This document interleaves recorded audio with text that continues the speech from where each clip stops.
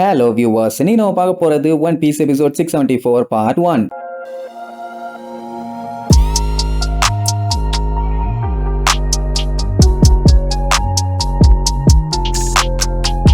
Open பண்ணா கீழே இருக்க அந்த எக்ஸிகியூட்டிவ் டவரை அந்த ட்ரபோலு கண்ணா பின்னான்னு நாசமட்டான். அவன் ஆளுகள்லாம் வந்து பார்த்துட்டு என்னடா நடக்குதுங்கன்னு பதறுவானுங்க. ஏதோ இன்ட்ரூடர் வந்துட்டாங்கப்பா, அதனாலதான் நம்ம ட்ரபோலு வச்சு செஞ்சுட்டாரு. ஐயோ பாவம், இனிமேட்டு அவங்களை அள்ளிட்டு போக யாரும் வரமாட்டாங்க, அவங்க நிலைமை ரொம்ப மோசமா இருக்குதுன்னு கிண்டல் பண்ணுவானுங்க. அப்படியே அந்த லிட்டில் பீப்புள்ஸ் எல்லாத்தையும் காட்டுவாங்க. அத்தனை பேருமே அடி வாங்கி மட்டையாய் போய் கிடக்குறாங்க. இனிமேட்டு எந்திரிப்பாயலானே தெரியல, அப்படி செஞ்சு விட்டுருக்கு. இன்னும் அசைவு கூட இல்ல. இவெல்லாம் டோட்டலா சான்ஸே இல்ல, அவுட்டு. அந்த டைம் அவன் கையில வச்சிருந்த கிரேப்ஸ் அப்படியே சுகரோட காலுகிட்ட போய் உருண்டு விழும். அவ அது என்ன ஏதுன்னு பாத்துட்டு இருப்பான். அதே நேரம் இங்க ரோபினையும் பொம்மையா மாத்திட்டாங்கல்ல. ஆக்சுவலா இந்த டைம் சுகர் வந்து இவ கூட கான்ட்ராக்ட் போடணும். அப்படி போட்டா மட்டும்தான் அவ சொல்றது எல்லாத்தையுமே இவ கேப்பா. இப்ப நடந்த கலவரத்துல அவ இவளை சுத்தமா மறந்துட்டா. சரி, இந்த உசோப்பு பையன் எங்க போனா? அவன் இருந்தான்னா அவனை வச்சு இவ மறுபடியும் ஹியூமனா மாறிடலாமேன்னு சுத்தி முத்தி எங்க போனான்னு வெறிகொண்டு தேடி பாப்பா. ஆளை காணும்.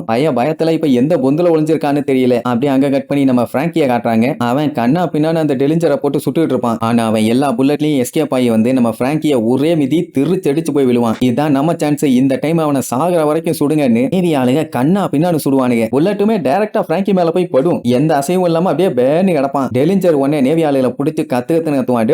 என்ன வெங்காயத்துக்கிட்ட அவனை அட்டாக் பண்றீங்க, நான் தான் அவனை கொல்லுவேன், அவன் என்னோட ஆளு, பேசாம இருங்கன்னு சொன்னா விடவே மாட்டானுங்க. கேப் விடாம சுடுவானுங்க. சோ பிராங்கி மேல புல்லட் கண்ணா பின்னான்னு படும். அவனால முடியல, மூஞ்சு பூரா ரத்தம், அப்படியே அசைவு இல்லாம தான் கிடப்பான். உடனே அந்த நேவி ஆளுகெல்லாம் கண்ணோட ரவுண்டு கட்டி, பிராங்கி நீ மாட்டிக்கிட்ட, இதுக்கப்புறம் எதிர்த்து சண்டை போடாத, உனக்கு தான் ஆபத்து, கிவ் அப் பண்ணுன்னு சொல்லுவானுங்களா. அந்த டைமுங்க போது பிராங்கி கட்டுப்பாயி வாய மூடுகடான்னு சொல்லி ஓங்கி ஒரே குத்து. சுத்தி இருந்த அத்தனை நேவியாளுகளும் திருச்சிருவானுங்க. அவன் அட்டாக்க பார்த்துட்டு வைஸ் அட்மிரல், டெலிஞ்சர்னு எல்லாருமே அசந்துருவாங்க. ஏன்னா பையன் இப்படி ஒரு அடி அடிப்பான்னு கொஞ்சம் கூட எதிர்பார்க்கவே இல்லை. இப்போதைக்கு நம்மளோட வேலை சும்மா எந்த ஒரு காரணமும் இல்லாம இவனுல இங்கேயே அடிச்ச மண்டைய பொழக்கிறது. சோ அதுக்காக எல்லாம் தயாரா இருங்கம்மா. அந்த சீனியர் பிங்குக்கு இவன் ஏதோ சரியில்லையேன்னு தோணும். இப்ப என்னன்னா பிராங்கியால இந்த டம்மி பீஸுங்க சப்ப பீஸுங்க எல்லாத்தையுமே அடிச்சு தள்ளிட்டு அசால்ட்டா அண்டர் கிரவுண்டுக்கு போக முடியும். ஆனா அப்படி போனா இவனுக்கு பின்னாடியே ஃபாலோ பண்ணி வருவானுங்க. அது அங்க எஸ்ஓபி ஆபரேஷன் பண்ணிட்டு இருக்க லிட்டில் பீப்புள்ஸுக்கு பஞ்சாயத்து ஆகும். அங்க நடக்கிற பிரச்சனையை அவங்க தான் பாத்துக்கணும். இங்க நடக்கிற பஞ்சாயத்தை பிராங்கி மட்டும் தான் சமாளிச்சாகணும். வாங்கடா இன்னைக்கு நீயா நானானு பாத்துடலான்னு கண்டமே நீங்க அட்டாக் பண்ணிட்டு உசோப்பு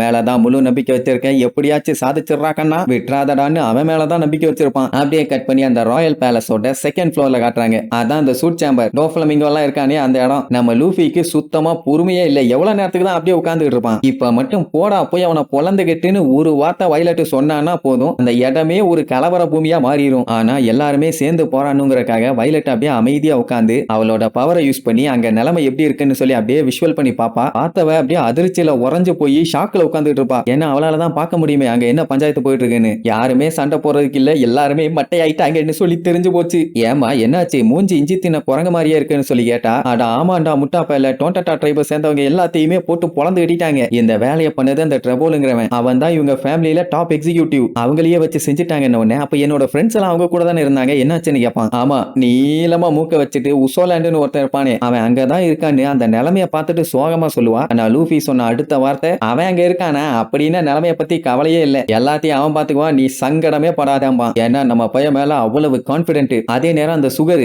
மாளிகை எப்படியாச்சும் அந்த கிரேப்ஸை சாப்பிட வைக்கணும்னு சொல்லி வச்சிருந்தாங்கல்ல, அதை எடுத்து பார்த்துட்டு இது எதுக்கு எனக்கு சாப்பிட கொடுக்கறதுக்காக இவ்வளவு போறானாங்க, இதோட ஸ்மெல்லே கேவலமா இருக்குது சை அப்படின்பா. அந்த டைம் லியோ மனசுக்குள்ள இதுக்கப்புறம் நம்மளால எதுவுமே பண்ண முடியாது, என்ன பண்றதுன்னு சொல்லி யோசிக்கும் போது அவனுக்கு உசோப்பு தான் மைண்டுக்கு வருவான். ஏன்னா ஏதாச்சும் பிரச்சனையாச்சுன்னா நான் களத்துல இறங்கி எல்லாத்தையும் பாத்துக்கிறேன்னு சொல்லியிருந்தால. சோ உசோ லேண்டு பாத்துக்குவாரு, அவர் மேல நம்பிக்கை இருக்குதுன்னு சொல்லிட்டு இருப்பான். ஆனா அந்த உசோப்பு எவ்வளவோ சொன்ன கேட்கவே இல்லையேன்னு சொல்லிட்டு அப்படியே அங்க இருந்து நைஸா நழுவி போவானா.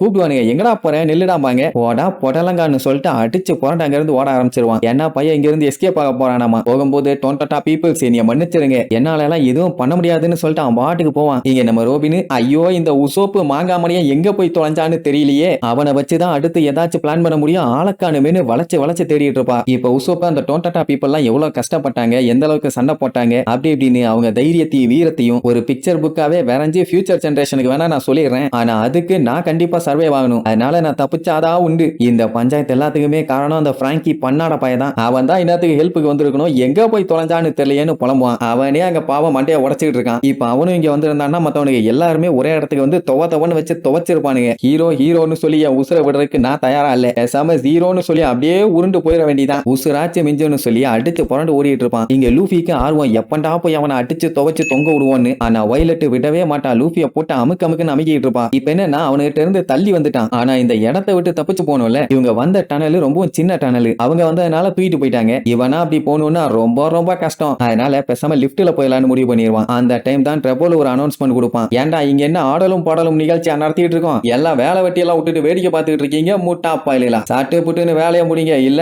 வந்து தூக்கி போட்டு தொண்டையிலேயே மிதிப்பேன்.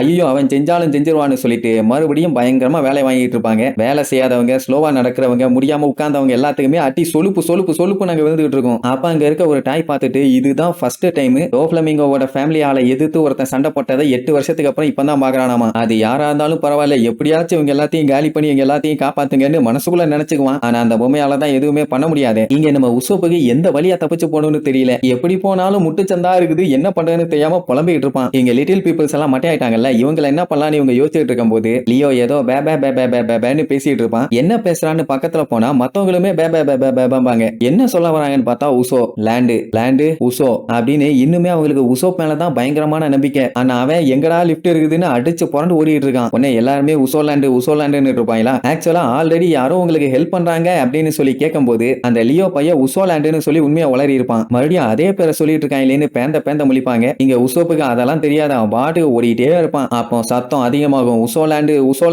லேண்டுன்னு. கடைசியில லியோ இருந்துட்டு உசோ லேண்டுன்னு பயங்கரமா ஒரு கத்துவான். அந்த மொத்த இடத்துக்குமே எக்கோ ஆகும். எல்லாத்துக்குமே ஒரு செகண்ட் ஸ்டன் ஆயிரும், எது உசோ லேண்டான்னு. உசோப்பெல்லாம் பார்த்துட்டு அட பாவி பயிலா என் பேரை சொல்லி ஏன்டா கத்திக்கிட்டு இருக்கீங்கன்னு மறுபடியும் அவன் பாட்டுக்கு ஓட ஆரம்பிச்சிருவான். அட அந்த நிலைமையில அவன் பேரை சொல்லி கத்திட்டு இருக்காங்களே, ஹெல்ப் பண்ண போமே எல்லாம் எதுவும் பண்ணல, நல்ல முயற்சி. இங்க இவங்க ரெண்டு பேத்துக்கும் உசோ லேண்டுன்னா யாருன்னே தெரியல. அவன் பேரை சொல்லி கிண்டல் பண்ணி சிரிச்சிட்டு இருப்பாங்க. ஆனா லியோ வந்துட்டு உசோ லேண்டு தான் எங்களோட ஹீரோ அப்படி இப்படின்னு அவனை பத்தி தான் பெருமையா பேசுவான். ஏன்டா ஹீரோ பீரோன்னு இருக்கே, ஆனா அவங்களை காப்பாத்த வரலையா நீ கேட்டா, ஆமா அவருக்கு எப்ப வரணும் என்ன பண்ணணும்னு நல்லாவே தெரியும், ஆனா கண்டிப்பா வருவாரு அப்படி இப்படின்னு அவன் பேசுறது மைக்ல எல்லாத்துக்குமே கேட்டுட்டு இருக்கும். அதாவது டே பை டே டாய்ஸ் எல்லாத்தையுமே கொடூரமா வேலை பார்க்க போட்டு புளிஞ்சு எடுத்துட்டு இருக்காங்கல்ல, கூடவே இவங்களோட ஃப்ரெண்ட்ஸ்களையும் அடிமையா ஃபேக்டரியில வச்சு செஞ்சுட்டு இருக்காங்களே. அது மட்டுமா வெளியில மக்கள் முன்னாடி ஜாலியா ஆடி பாடி ஓடிட்டு இருக்க அந்த டாய்ஸ் எல்லாமே உள்ளுக்குள்ள குமுறி அழுதுட்டு இருக்குதுங்க. ஆனா அது யாருக்குமே தெரியாது. மக்கள் நீங்க காட்டுற சர்க்கஸ் எல்லாத்தையுமே நம்பி அவங்க கூட இருக்கவங்களை தொலைச்சிட்டோன்னு கூட தெரியாம உங்களை நம்பி ஏமாந்துட்டு இருக்காங்க. இது எல்லாத்தையுமே சரி பண்ண ஒருத்தன் பிறந்து வருவான்டா, ஆனா அவன் ஆல்ரெடி பிறந்துட்டான்டா, அவன் தான்டா உசோ லேண்டு, அவரு தான் லெஜெண்டரி ஹீரோ அப்படி இப்படின்னு பயங்கர சந்தோஷமா சொல்லுவான். அவன் சொல்றதை கேட்டவனே அங்க இருக்க லிட்டில் பீப்புள்ஸ் எல்லாத்துக்குமே செம ஹாப்பி. இதை சொல்றதுதான் இவ்வளவு பில்டப் பண்ணியாங்கிற மாதிரி ட்ரபோல் சொல்லுவானா. இப்படி இது எல்லாத்தையுமே கேட்ட உசோப்பு அப்ப கூட மனம் மாதிரி ரிட்டர்ன் வந்து அட்டாக் பண்ணாம நான் ஹீரோவாலாம் இருக்கலாமா, ஜீரோவாவே இருந்துட்டு போயிடுறேன், என்ன விட்டுருங்கன்னு சொல்லிட்டு அவன் பாட்டுக்கு ஓடிட்டே தான் இருப்பான். அப்ப அந்த ட்ரபோல் இருந்துகிட்டு நீங்க எல்லாம் பொய் சொல்றீங்க அம்மா, எல்லாரும் ஷாக் ஆகி ஏன்னு கேட்டவனே, உங்க எல்லாத்தையுமே அவன் ஏமாத்திட்டான், இத்தனை பேர் அடிபட்டு ரத்த கலரியோட இருக்கீங்க, ஆனாலுமே அவன் ஹெல்ப் பண்ண வரவே இல்லையே, ஹீரோனா இந்நேரத்துக்கு உங்க எல்லாத்தையும் காப்பாத்தி இருக்கணும்ப்பா, அவன் இந்நேரத்துக்கு வந்திருக்கணும், ஆனா வர மாட்டான், ஏன்னா அவன் ஹீரோவே இல்ல, அவன் ஒரு டுபாக்கூரு உங்களை ஏமாத்திட்டான் அப்படின்னு சொன்னவனே அவங்களால ஏத்துக்க முடியல. அதோட விட்டா பரவாயில்லையே, இந்நேரத்துக்கு நீங்க முட்டாளுங்க ஏமாந்துட்டீங்கன்னு சொல்லி அவன் ஏதோ ஒரு மூலையில உட்கார்ந்து விழுந்து சிரிச்சுட்டு இருப்பான். அது கூட தெரியாம இப்படி அப்ராணியா இருக்கீங்களே அப்படின்னு சொல்லும் போதே அங்க லியோக்கெல்லாம் பயங்கரமா மூச்சு வாங்கும். இப்படி அடுத்தடுத்து அவன் வேஸ்ட், அவன் ஒரு டுபாக்கூரு அப்படி இப்படின்னு சொல்ல அவங்களுக்கு அப்படியே உயிரே போற மாதிரி இருக்கும். இது எல்லாத்தையுமே அந்த உசோ பைய கேட்க தான் செய்வான், ஆனா கண்டும் காணாத மாதிரி போவான். சொல்ல போனா ஸ்டெப்ஸுக்கே போயிட்டான். அப்படி மேலே ஏறும்போது சாரி காய்ஸ் என்னால இதுக்கு மேல எதுவும் பண்ண முடியாதுன்னு வேற சொல்லிட்டு போவான். என்ன பண்ணிட்டான்னு அவன் பண்ண முடியாதுன்னு சொல்றான்னு தெரியல. அங்க அவங்க இல்லன்னு சொல்லி கதறி